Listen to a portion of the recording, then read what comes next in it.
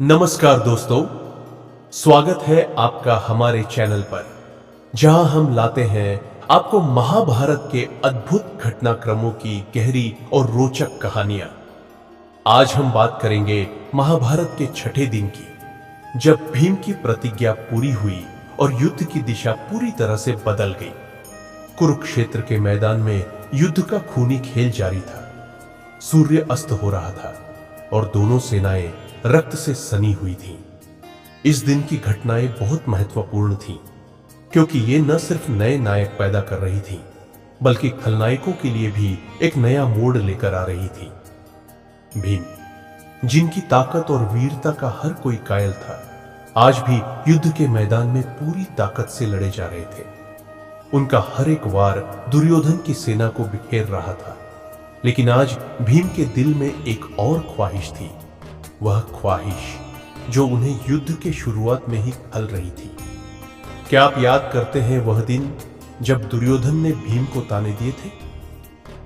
वह दिन जब दुर्योधन ने भीम से कहा था, तुमसे ही मेरा अपमान हुआ था, तुम्हारा घमंड मैंने तोड़ा था।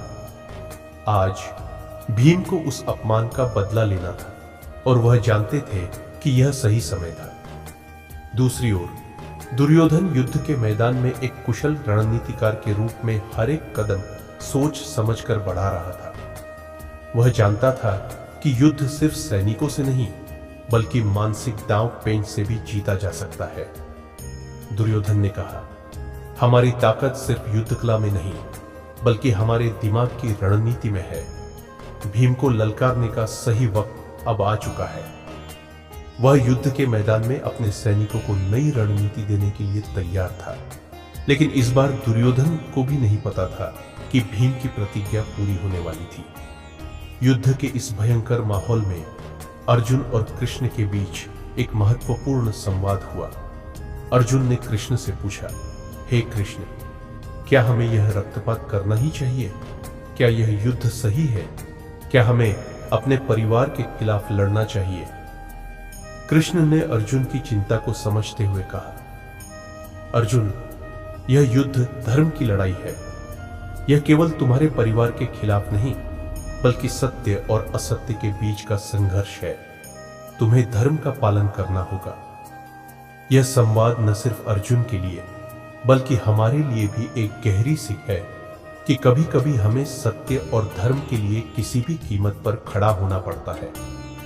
अब तक की घटनाएं युद्ध के चरम की ओर बढ़ रही थी। भीम और दुर्योधन की भिड़ंत अब अनिवार्य हो चुकी थी। यह वह क्षण था जब भीम ने अपनी प्रतिज्ञा को पूरा किया। उन्होंने अपनी पूरी ताकत से दुर्योधन के घुटने पर प्रहार किया और दुर्योधन गिर पड़ा। जैसे ही दुर्योधन का घुटना टूटा, एक चुप्प सी शांति छा गई। यह वह क्षण था जब भीम की प्रतिज्ञा पूरी हो गई थी। लेकिन इसका परिणाम सिर्फ एक योद्धा की हार नहीं था, बल्कि यह युद्ध की एक और दुखद घटना की ओर बढ़ने वाला था। गिरने के बाद दुर्योधन ने गुस्से में आकर कहा, यह तुमने क्या किया भीम? तुमने मेरी लाज लूटी, लेकिन याद रखो, इस युद्ध का अंत अभी बाकी है। यह क्षण युद्ध की दिशा को पूरी तरह से बदलने वाला था। भीम ने प्रतिज्ञा पूरी की, लेकिन अब भी युद्ध में और भी घटनाएं घटने वाली थी। क्या अर्जुन और कृष्ण दुर्योधन और कौरवों को हरा पाएंगे? क्या यह युद्ध अंत में सत्य की जीत के साथ समाप्त होगा? कुरुक्षेत्र का युद्ध अब नई दिशा में मुड़ चुका था।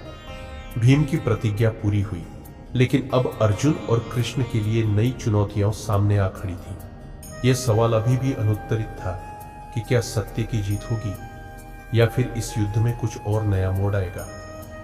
तो दोस्तों, आज के इस एपिसोड में बस इतना ही। क्या भीम की प्रतिज्ञा से युद्ध की दिशा बदल गई है? अर्जुन और कृष्ण का अगला कदम क्या होगा? यह जानने के लिए जुड़े रहिए हमारे साथ। अगर आपको यह वीडियो पसंद आया हो तो कृपया लाइक और सब्सक्राइब करना न भूलें। धन्यवाद।